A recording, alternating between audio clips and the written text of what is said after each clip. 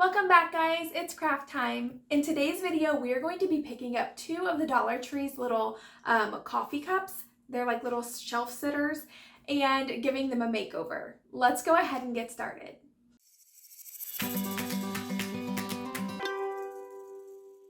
Dollar Tree has now put fall out on their shelves, and I have gone and picked up a couple of their little coffee cup shapes, and I'm going to be turning them into a delicious little coffee treat. So for the past year or so, it's been very popular to do crafting for like treats and desserts and things to make them look lifelike, and that's what we're going to attempt to do today. For me, that's going to mean starting by removing the sticker on the back.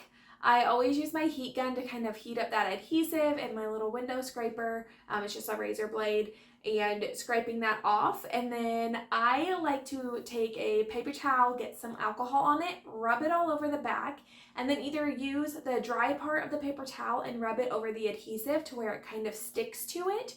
Or if you have a sanding block, you can use the sanding block and sand on it. What it's doing is it's picking up that dry paper towel or dirt from your sanding block, and it's filling that adhesive. And then I'm just going to take my razor blade and kind of scrape it off. I just do this usually 2 to 3 times depending on how many times it takes. But what it does, like I said, is it fills that adhesive with some of that dirt and makes it come right off so that you have a clean slate.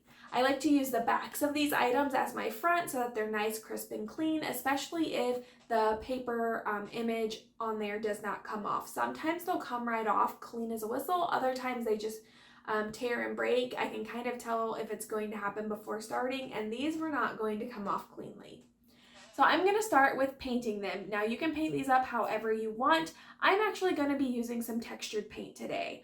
I wanted to give these kind of, just make them full of texture, kind of like maybe a ceramic cup or something. And so I'm going to be doing that with chalk paint and baking soda on one, and acrylic paint and baking soda on another. Now if you're not familiar with the baking soda, I will go through that in the second cup on how to mix it up and what to do, because for my first one, I'm going to paint it white, and it happens to already be mixed up. Typically, I do equal parts paint and baking soda. This is leftovers from a previous project, so it's not dried out, but it's definitely drier than I need, so I just water it back down with a little bit of water, get it back to that consistency I need, use a chip brush, apply it on, and then kind of like bounce it around or stipple it and give it a really good texture. Now, one of the reasons why I want to do this is it covers really, really well on the first coat, and two, again, it's going to leave that nice, awesome texture that I'm looking for. I'm going to do this on the front, sides, and the back.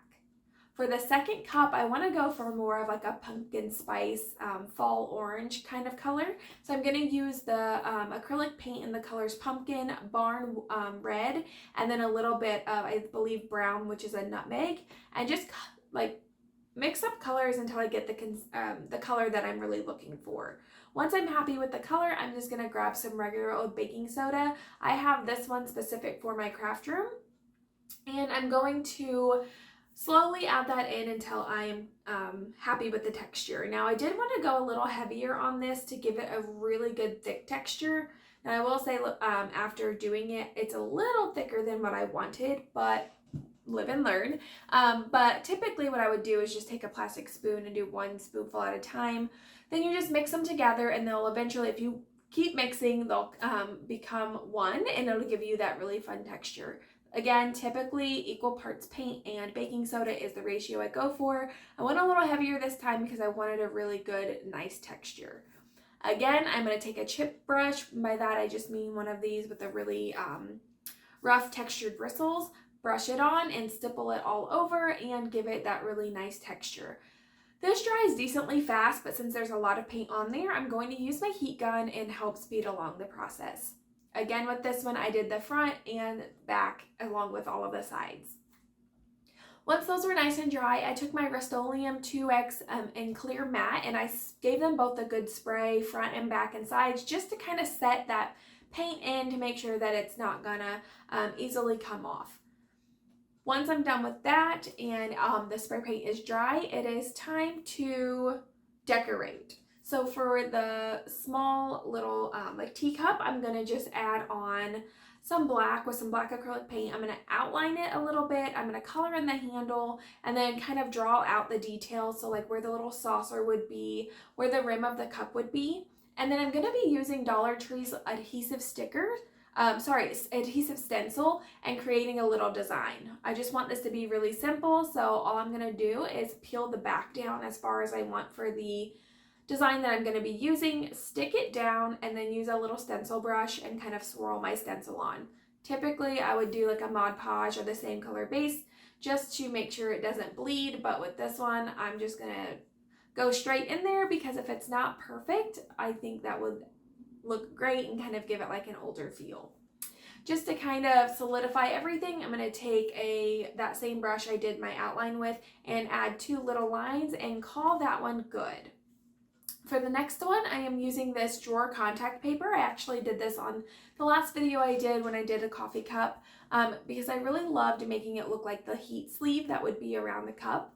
And so I put that on there just with some hot glue. I cut it down to size, wrapped it around, hot glued that on, and then I used that same black paint, kind of traced the outline of the cup and very lightly dry brushed on some of that black to show some of that texture, give the cup some dimension.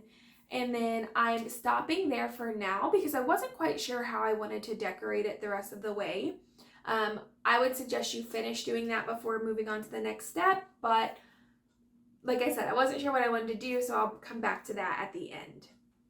The next thing I want to do once everything's dry and ready is take some of the spackling from the Dollar Tree. Now typically this is kind of crumbly and dry, so we're going to want to water it down a little. Not water it down, but basically add some liquid. I like to do this with white acrylic paint and then also some Mod Podge. I've used this before to do like a kind of like sculpted painting, and it worked really, really well and it held up great. However, with this one, I'm gonna have to add a lot more to get a good icing texture. So I'm just gonna keep adding white paint and mixing it up until I get the consistency that I want, because the goal here is going to be able to pipe it on.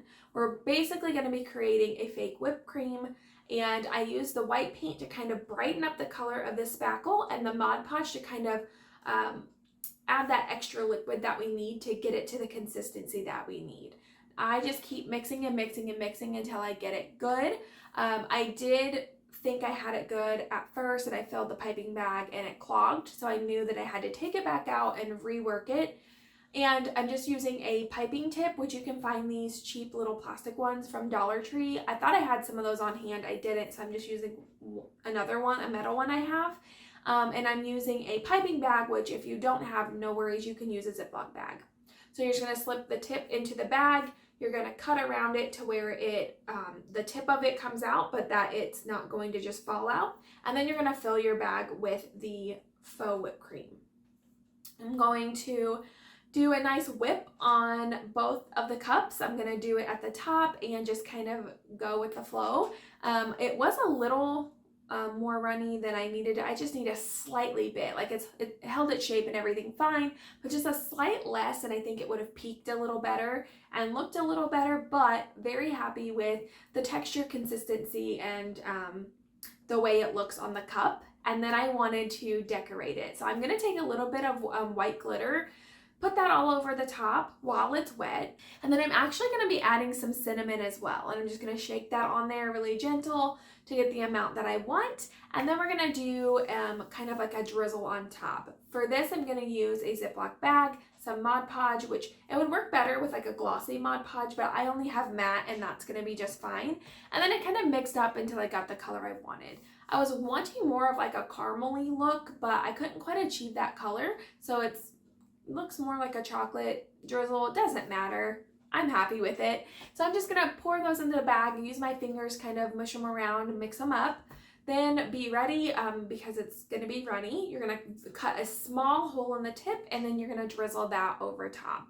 And then you're just gonna let this set and dry. Now, this is where I finished decorating my cup. I have this really pretty like pumpkin orange buffalo checkered ribbon. I'm just going to wrap that on top and make a little bow. For the bow, I'm just going to cut out the length that I need by kind of like folding it over, seeing what the size bow I need before cutting it.